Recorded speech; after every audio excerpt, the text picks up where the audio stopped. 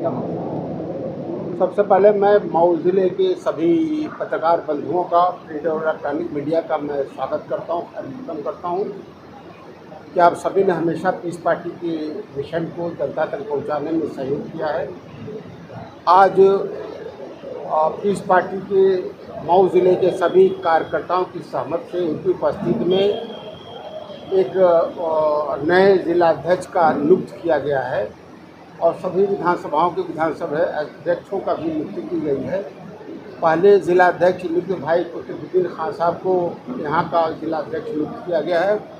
वो काफ़ी दिनों से पीस पार्टी के सरगर्म हमारे सिपाही रहे हैं और उन्हें ये जिम्मेदारी दी गई है कि पीस पार्टी के मिशन को जन जन तक पहुँचाने के लिए प्रयास करें और बूथ स्तर तक संगठन बना करके आने वाले 2027 के चुनाव की तैयारी करें।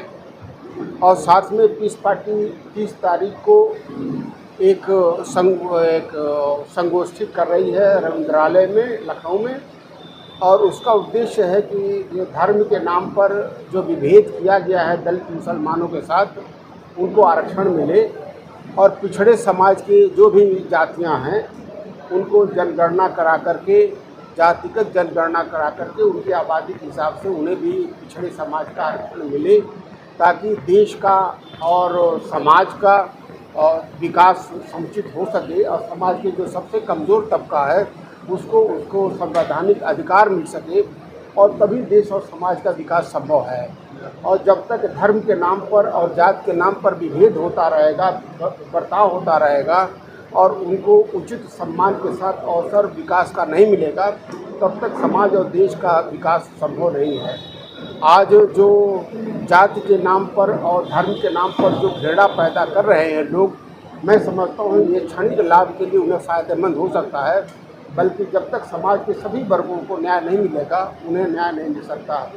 हमारी पीस पार्टी के सभी साथियों से अनुरोध है कि वो 30 तारीख को चलें और देश और समाज के विकास में अपना सहयोग करें, ताकि सभी जन को उनको संवैधानिक अधिकार मिल सके। काफी दिनों के बाद पीस पार्टी के सदर डॉक्टर अयूब साहब इस तरीके से नजर आए, जो पहले जब मऊ में आए थे एक जमाना था जब पीस पार्टी का अच्छा गिराफ यहाँ से हुआ था, आखिर क्या वजह हुई कि मऊ से आपकी दूरी बनी?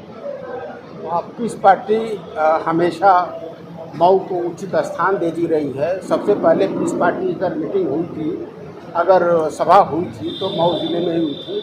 मऊ जनपद हमारा करीबी जनपद है और हम बस थोड़ी ही दूर पर रहते हैं, तो इसलिए हमारा निवास भी करीब करीब मऊ ज़िले में है। ये तो हमारा आत्मीय लगाव है मऊ ज़िले से और हमेशा आते रहते हैं।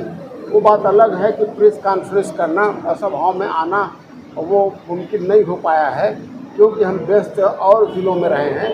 इसलिए मऊ ज़िलों में उतना जितना सहयोग पहले मिल रहा था उतना आना नहीं हो पा रहा है, मगर हमारा प्रयास रहेगा कि अपना संगठन के ज़रिए, अपने जिलाध्यक्ष और पदाधिकारियों के ज़रिए हम इसके समस्याओं का, इसके विकास के लिए जो भी मुमकिन हो सकेगा हम समुचित प्रयास करेंगे। कितने लोगों ने समाज की बात की, अधिकारों की बात की, इस मिशन पर पीस पार्टी अकेले चलेगी या लोगों को साथ लेके दूसरे दलों के साथ आकर इस लड़ाई को निभाएगी?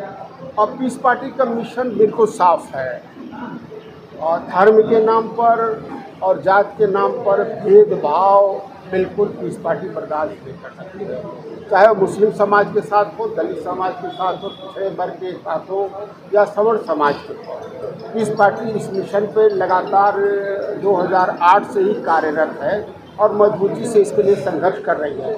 हमें उम्मीद है कि जल्द ही जो भी वर्ग या जो भी समाज इस मुद्दे से सहमत होगा, पीस पार्टी के साथ मिलेगा और मिलकर के हम मजबूत एक मिशन के तहत एक मजबूत इनकलाब लाएंगे ताकि देश के समाज के सभी कमज़ोर वर्गों को न्याय मिल सके। डॉक्टर साहब, एक सवाल मेरा है कि पीस पार्टी सारे चुनाव लड़ रही है, यहाँ तक कि उपचुनाव भी लड़ रही है, अभी केसरी उपचुनाव भी आपने लड़ा, तो सवाल मेरा ये है कि पीस पार्टी चुनाव से पहले कोई घोषणा पत्र जारी नहीं करती, पीस पार्टी का क्या मुद्दा होता है ये पब्लिक को पता नहीं रहता, तो फिर ये सपोर्ट पीस पार्टी को कैसे मिलेगा? आपने घोषणा पत्र देखा नहीं है, जारी करते हर बार करते हैं। जो भी संवैधानिक अधिकार सभी समाज के हैं वो हमारे घोषणा पत्र में होता है।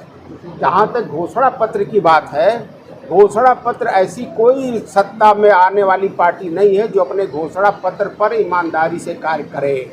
मिसाल के तौर पर मैं ये कह सकता हूँ कि 2012 के चुनाव में समाजवादी पार्टी ने घोषणा किया कि हमारी अगर सरकार बनती है, मुस्लिम समाज अगर समर्थन देता है तो हम मुसलमानों को 18% आरक्षण देंगे। मगर समाजवादी पार्टी ने विधानसभा में सरकार रहते पूरी ताकत के साथ सरकार में रहते हुए कभी इसकी विधानसभा में चर्चा भी नहीं की और इस घोषणा पत्र को कभी लागू न किया, कभी चर्चा नहीं किया।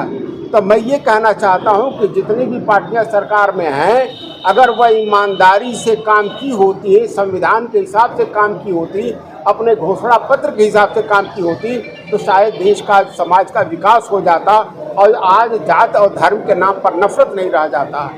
एक और अहम सवाल है डॉक्टर साहब कि कांवड़ यात्रा जो है, पूरा लिंचिंग से रिलेटेड मेरा एक सवाल है। लोकसभा चुनाव के बाद लिंचिंग की जो संख्या बहुत तेजी से आगे बढ़ी है और जो सत्ता में पार्टियां हैं वो एक बार नहीं बोल रही, यहाँ तक कि जो विपक्षी गठबंधन है वो भी नहीं बोल रहा है। तो इस पर क्या पीस पार्टी कोई एक्शन लेगी? लिंचिंग तो हो ही नहीं सकती ना। अगर संवैधानिक तरीके से कार्य सरकार करे, अगर अनुसूचित जात में दलित मुसलमानों को आरक्षण मिले जो मुसलमानों की संख्या से 50% है, तो हर थाने से लेकर तहसील से ज़िले में, पीएससी में और सारे शासन प्रशासन में अगर मुसलमान 20% रहे, 15% रहे, तो लिंचिंग होने का, भेदभाव होने का कोई सवाल ही नहीं उठता। तो मैं समझता हूँ असल मुद्दा तो आरक्षण है, जो दलित मुसलमानों को आरक्षण मिले, ये लिंचिंग का ये हल है। और तभी ये आरक्षण रहेगा तो ये सरकार में जाएंगे और सरकार में जाएंगे तो भेदभाव नहीं होगा। मैं समझता हूँ कि हमें प्रॉब्लम के मूल में जाना चाहिए। मूल तो ये है कि हमें आरक्षण नहीं मिला, उससे हमें दूर रखा गया। आज न थाने में मुसलमान है, न ब्लॉक में मुसलमान है, न ज़िले में मुसलमान है, तो उसके साथ कुछ भी करिए आप। मगर मुस्लिम समाज अगर रहे 15% 20% रहे, अगर सभी समस्याओं में थाने से लेके और पीएससी और सीएससी में सब जगह रहे, डॉक्टर इंजीनियर रहे, डीएम एसपी रहे, तो कहाँ लिंचिंग हो सकती, कहाँ भेदभाव हो सकता है? तो भेदभाव न करने का असल वजह ये है। मैं समझता हूँ कि इसके मूल में वो सभी पार्टियां हैं जो अपने को सेकुलर कहती हैं, जो सांप्रदायिकता का काम किया है। मैं समझता हूँ कि लिंचिंग का मूल जो अगर उन्मूलन करना चाहता है मुसलमान, तो उसे दलित आरक्षण दिलाना चाहिए, ताकि प्रतिनिधित्व तो है शासन प्रशासन में, पुलिस में उनका प्रतिनिधित्व रहे, तो लिंचिंग नहीं होगी। लेकिन मौत हो चुकी है और मौत के बाद बहुत आरोप भी लगे और बड़े मुद्दे उठे। तमाम नेताओं ने इस पर प्रतिक्रियाएं दी, आपका कोई बयान सामने नहीं है? अब पीस पार्टी सभी को एक तरीके से देखती है और किसी भी तरीके का अगर किसी व्यक्ति और किसी समाज के साथ अन्याय होता है उसका विरोध करती है, और हम समुचित विरोध हर अन्याय के खिलाफ करते हैं, चाहे वो किसी के साथ हो रहा हो। 2027 के चुनाव में इस पार्टी अकेले लड़ेगी या गठबंधन करके लड़ेगी?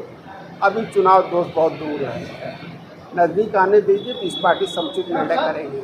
आप इस हकीकत को तस्लीम करते हैं कि इत्तेहाद में ताकत है, इत्तेहाद में ताकत है। पहले इत्तेहाद को हम इंडिया इत्तेहाद से क्यों नहीं जुड़ जाए? मैं समझता हूँ पहले इत्तेहाद को हमें समझना पड़ेगा। इत्तेहाद होता क्या है? अपने मकसद के लिए, अपने एजेंडे पर एकजुट होना इत्तेहाद होता है। किसी दूसरे के मकसद के लिए, किसी दूसरे के एजेंडे पर जुड़ना वो इत्तेहाद नहीं होता, बल्कि इंतशार होता है। हमें आज इत्तेहाद और इंतशार में फ़र्क करना पड़ेगा। एक साथ अगर सब लोग बेईमान हो जाए तो हम भी बेईमानी करें, ये इत्तेहाद नहीं हुआ। जो ज़ाब्ते हो, जो हक़ का रास्ता हो और उस पर चलने वाले जितने लोग हैं वो इत्तेहाद हैं, और जो हक़ के अलावा बातिल पर चलता है वो इंतशार में है, इत्तेहाद में नहीं। मतलब आपका कहने का ये मतलब कि सारे बेईमान लोग एक साथ जमा हो जाए? मैं तो ये नहीं कह रहा, मैं इत्तेहाद इंतशार की बात कर रहा हूँ। मैं तो ईमान की बात नहीं करता, मैं ईमानदार की बात नहीं करता। मैं ये बात करता हूँ कि जो कहते हैं, कांग्रेस अगर कहती है कि आरक्षण और संविधान बचाओ, जो पार्टी कहती है आरक्षण और संविधान बताओ, उसके सामने एक आईना में दिखाना चाहता हूँ कांग्रेस को कि कांग्रेस ही ऐसी पार्टी है जो संविधान के विरुद्ध, सच्चर कमेटी, रंगनाथ मिश्रा कमीशन, केलकर आयोग, सब ने कहा कि मुसलमानों का अनुसूचित जात का आरक्षण लेना हटाना ये संविधान के विरुद्ध है, असंवैधानिक है। और ये संवैधानिक कार्य कांग्रेस ने 1950 में किया। आरक्षण को उसने बदला है। तो जो पार्टी आज कहती है कि आरक्षण बचाओ और संविधान बचाओ, उसने दलित मुसलमानों का आरक्षण भी लिया और असंवैधानिक काम भी किया, आरक्षण का भी खिलवाड़ किया। तो मैं यही चेहरा दिखाना चाहता हूँ। जो पार्टी कहती है कि संविधान बचाओ आरक्षण बचाओ, उसने कमज़ोर वर्गों को, मुस्लिम समाज के आरक्षण भी लिया और असंवैधानिक काम भी किया। और वही कहते हैं कि संविधान बचाओ और आरक्षण बचाओ। तो मैं इतने ही सिर्फ कहना चाहता हूँ।